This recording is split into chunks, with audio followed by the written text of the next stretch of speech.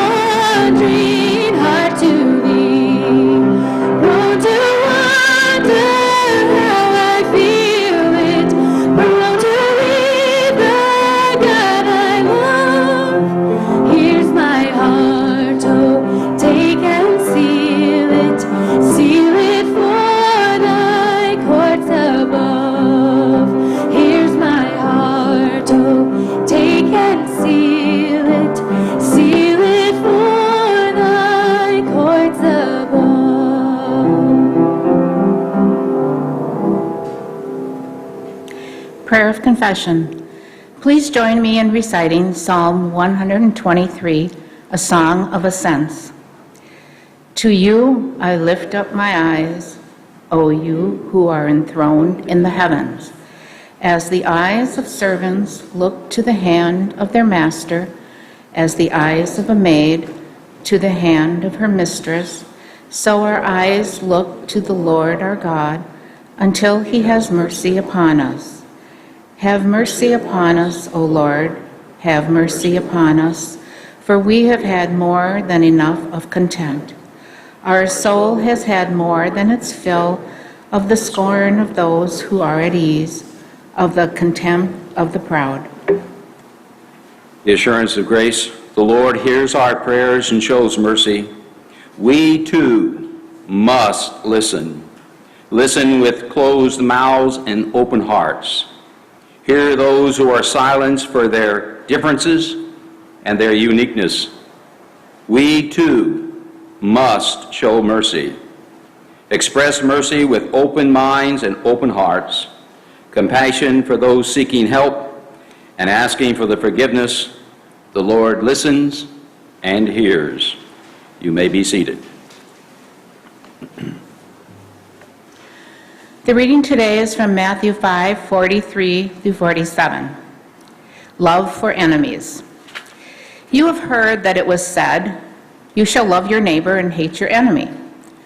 But I say to you, love your enemies and pray for those who persecute you, so that you may be children of your Father in heaven. For he makes his sun rise on the evil and on the good, and sends rain on the righteous and on the unrighteous. For if you love those who love you, what reward do you have? Do not even the tax collectors do the same? And if you greet only your brothers and sisters, what more are you doing than others? Do not even the Gentiles do the same? This ends the reading. Before I start the sermon, I want to share with you that when Pastor Jim was preaching at the installation of our pastor, new pastor, he referred as a neo-Orthodox to Richard Niebuhr and his brother H. Richard, and the Serenity Prayer is attributed to him. We're not sure that's true, but it's attributed to him. So I want you to read it, because in essence, you can take that home, and that summarizes the message today. It says, "Grant me the serenity to accept the things I cannot change, the courage to change the things I can, and the wisdom to know the difference." For those of you who are on Facebook and YouTube, we thank you for joining us. We hope it is going to be a meaningful time for you. Hannah Green wrote a book when I was just coming out of the ministry in psychiatric hospitals, and it was important because everybody said you need to read it because it'll make a difference in whatever you do, and they were right. Hannah Green had heard about a 16-year-old. Schizophrenia tends to come in early to mid-teens to early to late 20s. And Deborah at 16 was horrified with the whole experience, as everyone else would be. And she went through all the horrors, and then as she began to come out and maybe thinking of going back into the ordinary world, which can truly be scary, then it was at that moment that she was asked to begin to see the beauties, and part of the beauty is you're going to leave this hospital and you're going to go back and you're going to be a better, different, more vibrant human being. But just like you and I, her immediate reaction is to come up with the excuses for not changing. She says, "Perhaps I can't get a job." And they said, "We do that. We have a number of employers and we'll see to it you get a job." Well, then they may not like me. Or they may make fun of me and say I'm a psycho and therefore they don't want to work with a sick person. And we went through one series of questions and reasons why she couldn't do it, until one day she came into the group, and then in group session she said, "By the way, I want to let you know I've decided I'm going to stay here." The lead therapist at that point made the following comment: "Deborah, I never promised you a rose garden." You see, what he's saying is that whoever, that has to be perfect for you, without any blemishes, any thorns, anything that makes you irritated, and then only then can you rejoice and celebrate them and love them. And he's saying, I never promised you a rose garden, Deborah, because there are no rose gardens for any of us. Quite the contrary, everybody, everywhere, all the preachers and all the teachers and all the rest of us, we all come with our blemishes, we come with our thorns. And though he said, I hope you will make the circle of roses and everybody will celebrate all of your accomplishments, you will never be perfect. My mother raised roses, and when Sharon and I retired in Beloit, we established a large rose garden, which only the insane would do voluntarily. Because you have an endless amount of problems with the thorns. Yes, we never got the thornless kind, so they were there. And then you also had the issue of having to deal with one bug, one disease after an endless number. And then, of course, you had the neighbors' kids. Ours were all grown and left. And then you have the endless dogs who just wander in and see this is indeed the place to do what's natural. So it's a frustration that has no end. But if you think about it a little bit further, all the wars that are going on, including the one that I was in, all those wars are predicated on the belief, a false belief in my understanding, the belief that says we're going to get in and we're going to wipe out the evil and the wrong, and then we'll make a perfect world. It's never happened. Not in the wars, not in the struggle to move into a better world, a better life, or into deeper relationships. Having said all of that, Jesus makes it crystal clear. Because when he's nailed to that cross, you remember he's explicit when he makes the comment coming out of the psalm that's attributed to King David, the 22nd Psalm. When King David, they looked like he was going to get kicked out of being the king. And Jesus turns to that, and basically it's a quotation from the cross as he looks down. And remember, when Jesus looks down, who's there? Every disciple was gone except one, John the Beloved, and the women, who a lot of the disciples didn't think counted. And he looks down from that and he cries out the words of David, my God, why have you forsaken me? Why are you so far from the calling of my voice?" That's real. You and I have done that very same thing when we feel we've been deserted and abandoned, and no one is exempt. Having said that, Jesus is not unique. After all, Judaism has an entire book devoted to the question, why do bad things happen to good people? It's called the Book of Job. As a clergy, I learned the joke. It's not funny at all. But it's that joke when the man fists up to heaven says, "If this is how you treat your friends, God, no wonder you have so few." And we've all raised our fist in frustration and anger because we were promised things that simply could not be promised. Jesus is not unique. As a person who has a PhD in comparative religion, I'm fairly well assured to you that it's true for Muhammad, it was true for Siddhartha Gautama, the first Buddha, and it's true for all the rest of us. And all the garbage that's been going on in our culture lately, a pastor decided to take a great deal of risk, and he taught a middle school, Sunday school, and he had the kids come in that day, and he says, "I'm going to give you a hypothetical. I want you to think about it and choose what you want to be. But let's say hypothetically, all the good people are black. All the bad people are white. What color will you choose?" And a little girls seem to be more courageous in Sunday school than the guys. The little girl raised her hand very quickly and she said, "I would be streaky."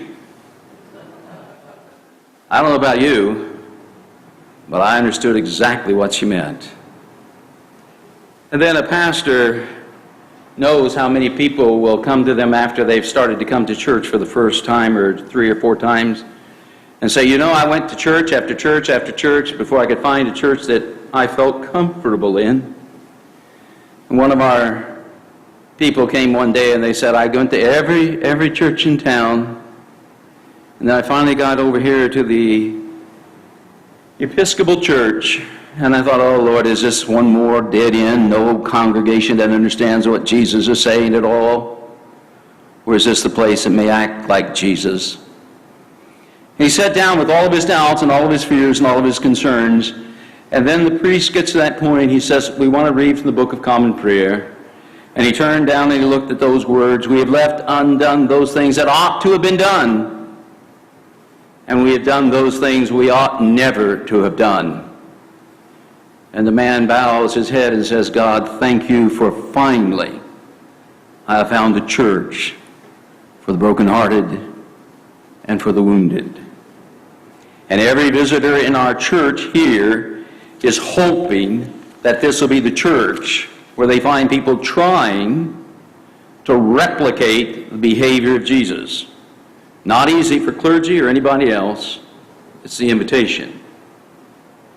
Having said that, I came across in my 52 years of parish ministry a number of people who were angry at pastors, Sunday school teachers, parents, grandparents, because they tried to control them by saying that God or whatever says this or that, and if you obey, then you won't get the zits. We all feared zits, remember that time? And then you won't get cancer, you won't have divorce, you won't have heartaches, and you won't be listening to the truth. Because we are all confounded, and at times we get so angry at the people who promise us a rose garden that we decide to give up on God. And when you simply look at the number of us committing suicide in this nation that claims to be the greatest nation in the world, we have an awful lot of people who simply kill themselves. Because all the promises we've made, if you'll just only do this, then it'll all be a rose garden. And they feel betrayed.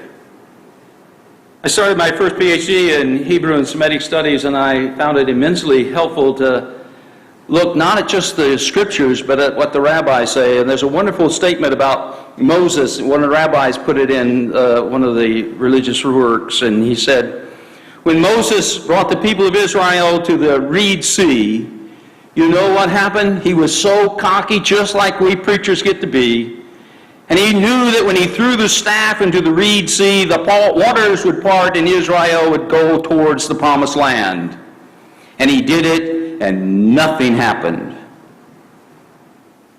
And Moses' countenance fell. And then a Jew way back came forward and jumped into the Reed Sea, and it parted. Life takes commitment, but it does not need a false predicate that says, I can promise you a rose garden, unless it's predicated also with the understanding we all have thorns and bugs, diseases. Having said all of that, in Holy Week, Jesus wants to make it perfectly clear what he starts off in the very beginning with his first public sermon. In the case of Matthew, it's called the Sermon on the Mount. In the case of Luke, it's called the Sermon on the Plain. But in that place, Jesus makes it quite clear. He has us hearing the words that God lets the sun shine on the righteous and the unrighteous.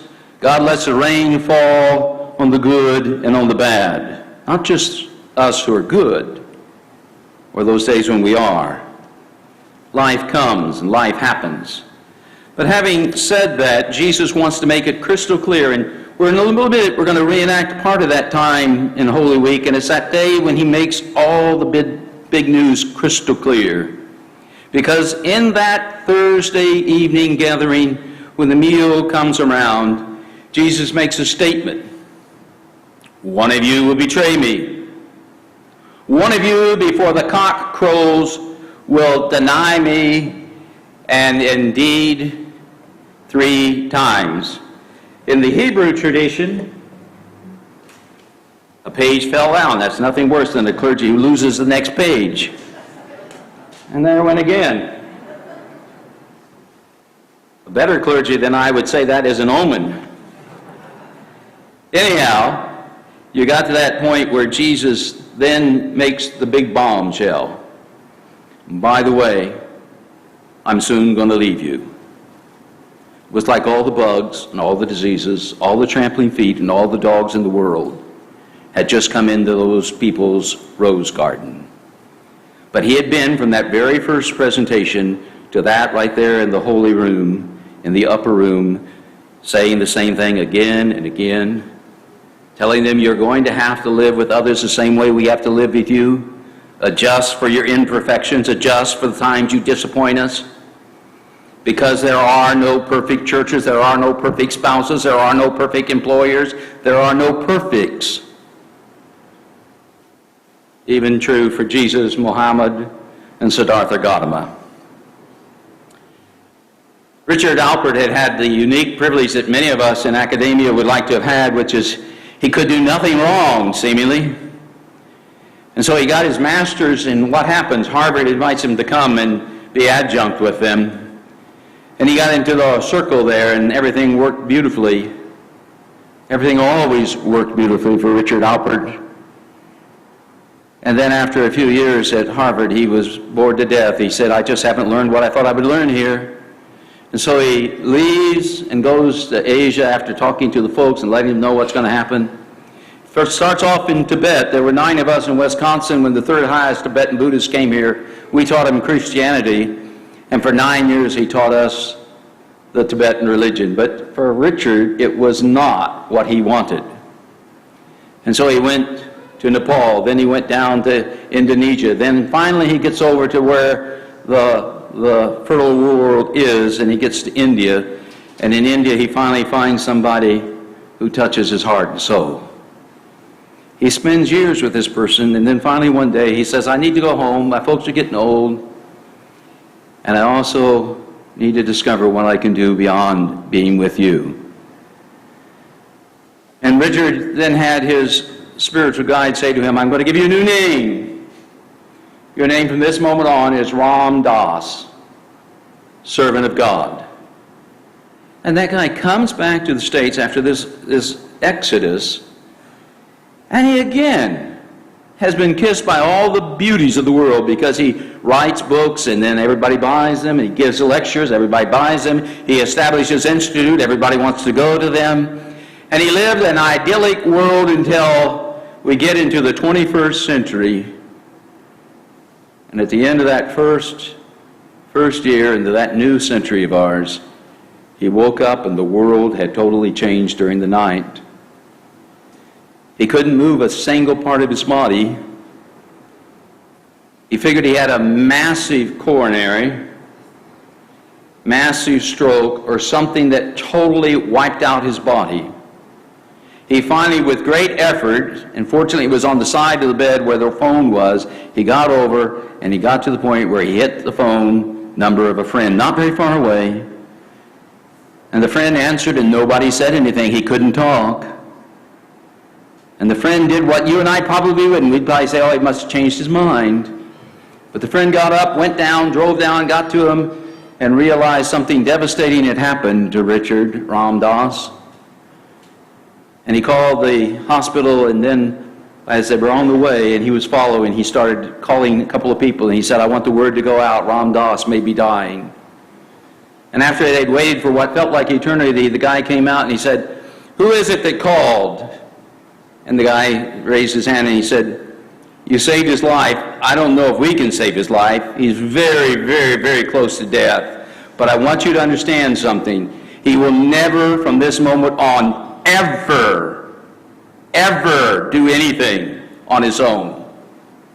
You will have to somehow round him with people so that when he wakes, and at least 2 to 3 other times during the day, you clear his lungs. You're going to have to get him in wheelchairs. You're going to have to get him food. You're going to have to take him to the toilet. If he's done something, you're going to have to take care of that before you get him off of it. All those things until he dies. And Ram, of course, lived for quite some time. And at first he was very angry, even though the doc had told him that it was grace that this guy actually bothered to drive over to see what you'd done. In time, he wrote a book, and he called it Fierce Grace. Any of you who have worked in recovery, or any of you have gone to it because you needed to have a community that understood what it was like to be up against obstacles you don't think you can conquer. And one of the things we would tell you inevitably is about tough love. It's important for us to understand all those people who tell you that you're going to be able to have a rose garden faith. If you take Jesus as your personal Savior, you won't have to go through all that garbage. Richard Alpert and all the rest of us go through that garbage. And always it's going to be at the crossroads that we begin to discover our capacities. And for Ram Dass, until just a little over a year, he was able to have other people take care of him. And he was able to write some books, including Fierce Grace. and he did a number of good things, and he did it because he found it. Every one of us finds it, and that's at the crossroads of life. And at that crossroads, we need somebody who will remind us. You remember when England for the second time was going to war against Germany? They called back the old guy. And Winston Churchill stood up and he said, I'm going to be honest with you, the people of England. It will take blood, it will take sweat, and it will take tears. And God knows it's going to take a lot longer than any of us want to believe. But we will overcome. That's tough love. And when we find people who have promised us a rose garden and we find it's not true, that's when we need to have other people there to help us understand. I had the same hook, line, and sinker experience. I too was the sucker caught, but I've learned the truth. Sharon and I had the great opportunity in our second year in undergraduate. We had a new pastor come to us. He worked at Menninger Foundation, at that time the largest psychiatric facility in the nation. And he was asked by the bishop, the church right next to the University of Kansas is a royal pain in the neck. Nobody can do anything with it. You're used to working with crazy people. We think you might actually succeed there.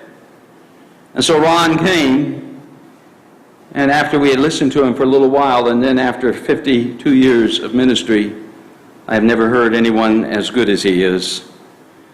And one of the things he did was he initially started off, and he said, I want you to understand, I have the noonday demon. Those of you who know it as depression. He said, if you come just before noon or you just come after noon and you want a caring, compassionate pastor, you might not get it. So be aware of that. I carry the same faults, the same shortcomings as you.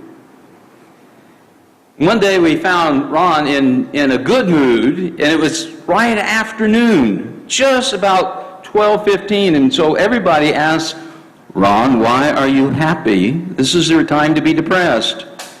And he said, well, I got a phone call from the bishop, and the bishop wants me to represent Kansas at the jurisdictional meeting that's going to be held out in Denver. He said they'd fly me out there, they'd wine and dine me in the best of the hotels.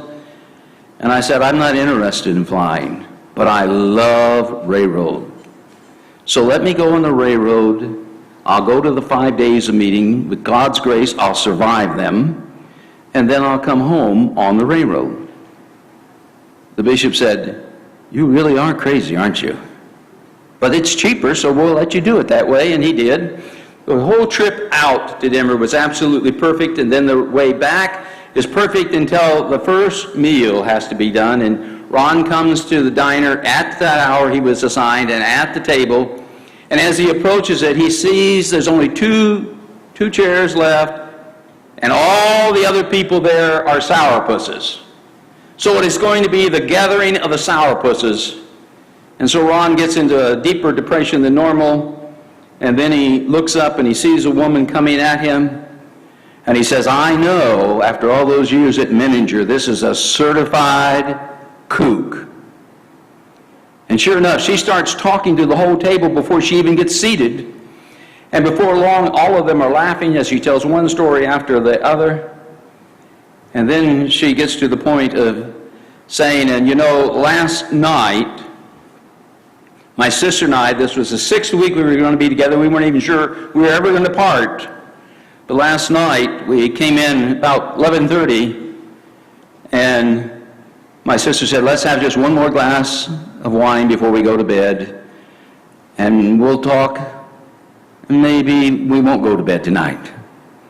And they got the wine, and they just started, and the phone rang, and the sister looks over and said, well, it's Dad.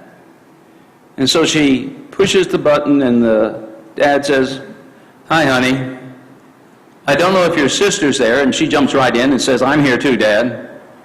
Well, I went to the doc today, and the doc told me that the cancer is much, much worse. That I have a week and a half, maybe as long as 4.5 weeks, but I'm going to be unconscious much of that time. It took me this long just to call you, but if you can, you want to come sooner rather than later. And both of them, just like Dad, said, "We're coming tomorrow, Dad, don't worry." And then they hung up after a little bit, and then they start talking, and then the sister says, "Just a minute." She runs upstairs, and she comes running back downstairs, and then she says, "The upstairs is on fire. And I don't want the fire department to come here without me being prepared to treat them well. So we're going to go get all the coffee and all the tea and all the goodies, and we're going to go out with the silver service, and we're going to have it for them." And by God, they just had gotten outside when the fire department arrived. She plugged it in, and she said, "Give me about 20 minutes, it'll all be ready for you." And the chief came and said, "It started up there, but is there anything you want us to save?" And she said, "Well, I have this huge mahogany desk hand-carved in Italy. And I have a collection of over 180-some miniature pianos signed by the maestros of the last 200 years. But they're both lost, aren't they? What about the main room downstairs?" She said, "The thing I love is, again, something from Italy. It's a grand piano. But I don't know if that's going to make it either." And just about at that time, there was this huge cracking sound, and here comes this giant desk down, all on fire. It hits the first floor. It blows apart in a multitude of shards, all on fire. And the two sisters both said simultaneously, "Wow, that's awesome. That was really, really awesome." And then the chief is trying to ask her, "I'm not sure we're going to save anything." And at that point, the rest of the second story came down and crashed, and the whole house was lost. And as the woman, the certified kook, as my pastor then said, then I wondered what was going to happen. And she said, "Well, I knew that we were going to have to make a transition." And he said, "I looked down at her hands as I'm preparing to say something as a transition, and her knuckles were as big as small doorknobs, and there wasn't a single finger that pointed straight." She saw him, and she said to him, "Well, you know what? The worst thing about this is I can't play golf anymore." And Ron, like clergy are prone to do, said, "You know, you're a deeply spiritual woman." And she said, "No, I only go to church a few times a year, not like anybody here at St. Paul's, but that's her case. Once or twice a year, maybe a little longer, not much longer. My sister goes a few more times than that. But would neither one of us ever be called spiritual. It would be some sort of curse." And Ron said, "Well, I don't care," because he says, "You've gotten mistaken because you think it has to do with going to church or reading the Bible or singing songs or saying prayers, or God forgive you if you thought it was serving on a church committee." He said, "Here you are, coming from a fire, total destruction, going to a father who's dying. And what have you been doing? Cheering up a bunch of sourpusses who, compared to you, didn't have much to be sour about." When Ron shared that with us eons ago, I remembered, because I was just taking a course then in Paul, a verse that comes out of Paul that surely you and I need to know when we find ourselves up against the nitty and the gritty and it hurts. And it's namely this, out of Paul's letter to the church at Rome. He makes the comment, "I am convinced that not death nor life, not things present nor things to come, not height nor depth nor anything else in all of creation can ever separate us from the love and the power of God." And I remember one time our pastor, Ron, made the comment, "If only Judas hadn't given up on God." You remember, he comes back, and surely John and the women thought he would praise them most of all, but he drew the circle that brought them all back together. And if only Judas had believed and hadn't given up, the grace would have been sufficient unto their needs. So we go out into a world where we will not find rose gardens, or if they are, they'll have bugs and thorns and little kids' feet, and we'll need to prune them. But be sure, nothing in all of creation can separate us from the grace of God. Amen.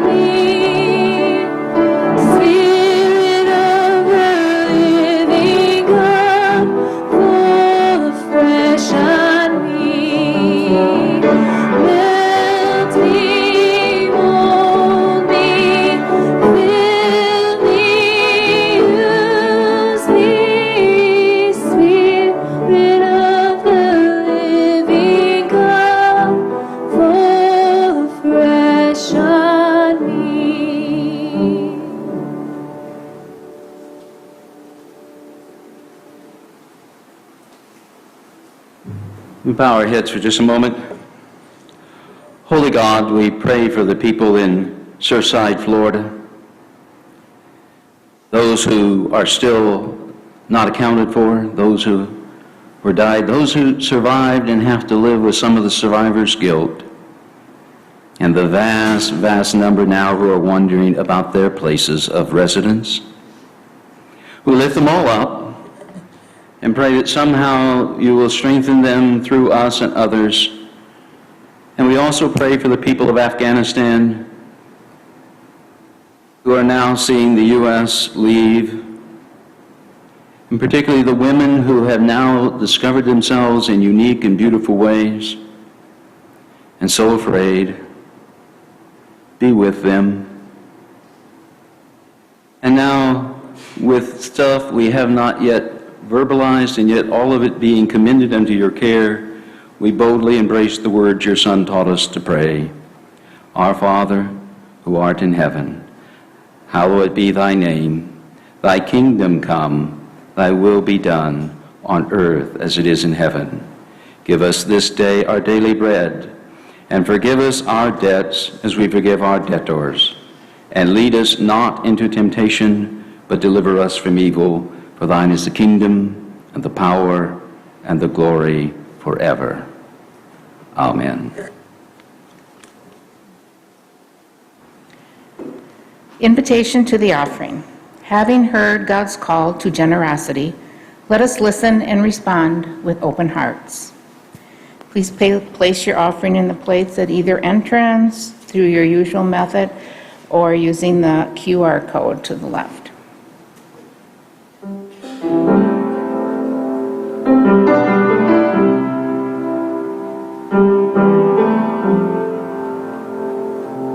There's a place where mercy reigns and never dies.